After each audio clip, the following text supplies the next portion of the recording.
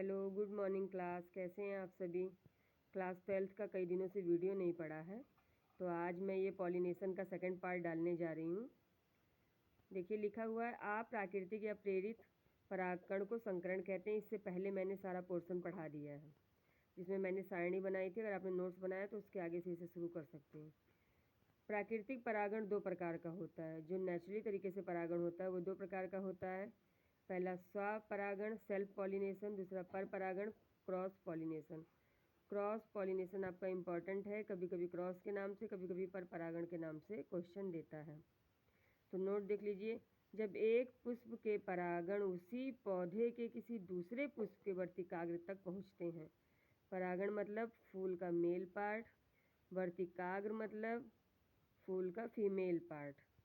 जब male part female part तक पहुंच जाता है उसी पौधे में, पुष्प खाली अलग अलग है, तो इस क्रिया को जीटोनोगैमी कहते हैं। देख लीजिए, हिंदी इंग्लिश दोनों में लिखा हुआ है जीटोनोगैमी। कभी कभी इस पर टिप्पणी आता है जब पेपर को कठिन करते हैं।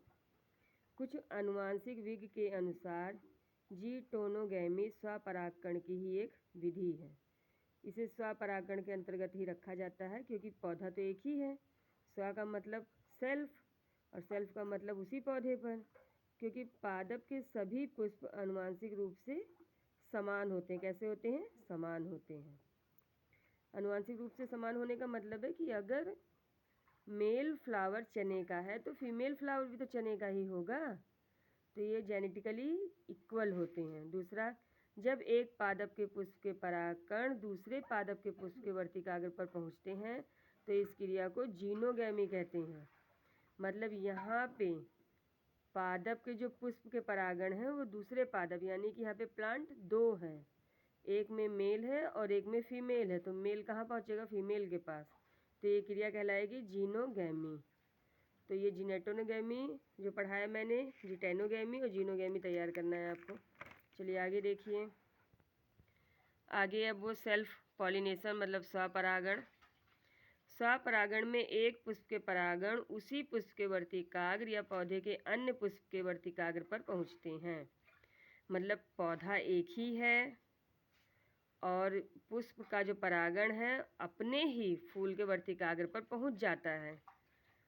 तो ये क्रिया जो आपकी कहलाती है सेल्फ पॉलिनेशन या स्वपरागण।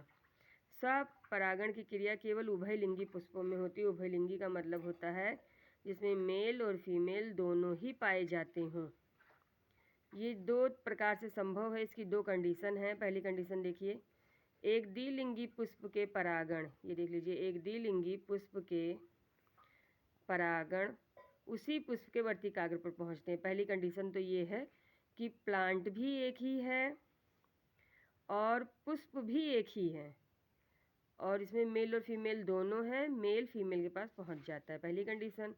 दूसरी, एक पौधे के परागण दूसरे पौधे के, मतलब यहाँ पर क्या होगा? यहाँ पर पेड़ इक्वली हैं, मतलब पेड़ की जो जेनेटिकली कंडीशन है वो सेम है, लेकिन एक पौधे का परागण दूसरे पौधे के वर्तिकाग्र पर पहुँचेगा, तो ये क्रिया आपकी स्वपरागण के अंतर्गत दूसरी कंडीशन बनाएगी।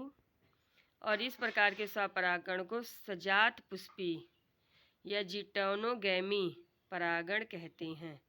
ओके, ये जो वर्ड आपके आ रहे हैं जगह जगह, इसे अंडरलाइन करिए और अच्छे से पढ़िए।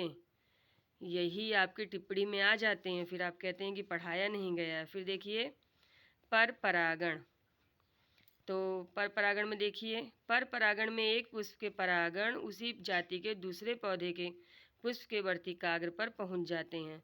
यहाँ पे पर लिखा है, पहले ही शब्द से पता चल रहा है पर का मतलब दूसरा, मतलब एक पौधे का जो परागण होगा वो दूसरे पौधे के वर्तिकाग्र पर पहुँचेगा, तो ये कंडीशन आपकी पर परागण कहलाएगी।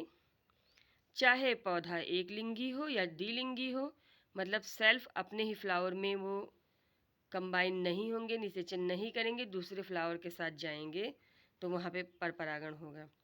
पर परागण क्रिया का मुख्य लक्षण यह है कि इसमें बीज उत्पन्न करने के लिए एक ही जाति के दो पौधों का होना आवश्यक है। अब ऐसा नहीं कि कोई एक पौधा आपने ले लिया धनिया मटर का और दूसरा पौधा दूसरा ले लिया, तो ऐसा नहीं, एक ही जैसा पौधा होना चाहिए, एक ही जाति का होना चाहिए, तब पर परागण होगा। Okay, thank you class. Okay.